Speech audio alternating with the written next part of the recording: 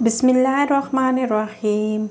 اپنی بیوی کے ماں باپ کی کبھی برائی مت کریں، کیونکہ اس سے دل کو تکلیف پہنچتی ہے۔ اور بیوی کے سامنے کسی لڑکی کی تعریفیں نہ کریں، کسی کی بہن، کسی کی بیٹی، کسی کی پوتی، کسی کی نواسی، کسی کی بھتیجی، کسی کی بھانجی۔ وہ آپ کی بیوی بن گئی، یہ خاص رحمت ہے۔ پرائے اپنے ہو گئے۔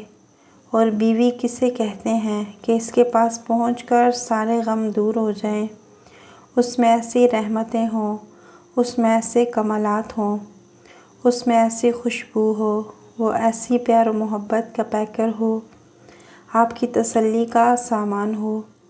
دنیا میں آپ گھوم پھر کر تھک تھکا کر جب گھر آئیں تو آپ کو راحت اور سکون پہنچائے، اس کو بیوی کہتے ہیں۔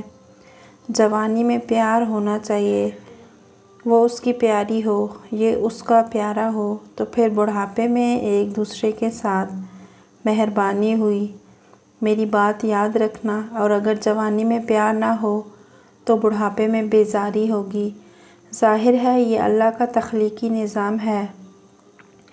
علماء دین نے لکھا ہے کہ خاتون شوہر سے مطالبات نہ کرے، اس سے بدمزگی پیدا ہوتی ہے، اور شوہر بھی ایسے سوالات نہ ڈالے جس کا نتیجہ بدمزگی ہو۔ مثلاً بیوی کے سامنے کسی اور کی تعریفیں کرنا، تو وہ سمجھے گی کہ یہ کہیں اور مائل ہے، اس سے گھروں کا نظام خراب ہوتا ہے۔ اگر آپ کی بیوی کسی دوسرے مرد کی تعریف کرے تو آپ کیسے برداشت کریں گے؟ اپنے بارے میں بھی احتیاط کرو۔ اپنی بیوی کے ماں باپ کی کبھی برائی مت کرنا، کیونکہ اس سے دل کو تکلیف پہنچتی ہے۔ گھر آباد رہے گا۔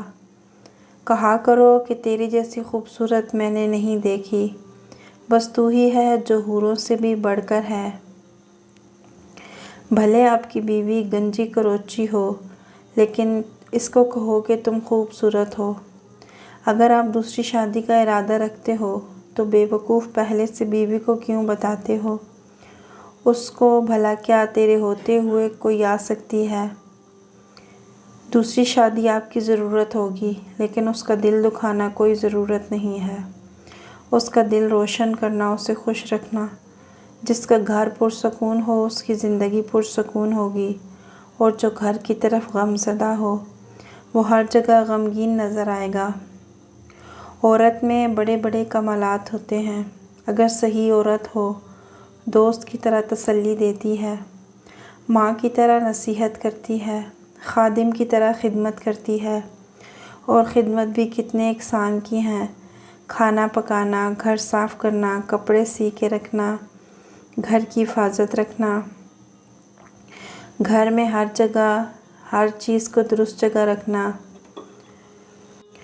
یہ کام بانٹا جائے تو 15-20 آدمیوں کا کام ایک عورت کرتی ہے، تو اس کی خدمات کا صلہ شکریہ اور پیار محبت سے دینا چاہیے۔ اللہ تعالیٰ عمل کرنے کی توفیق عطا فرمائے، آمین۔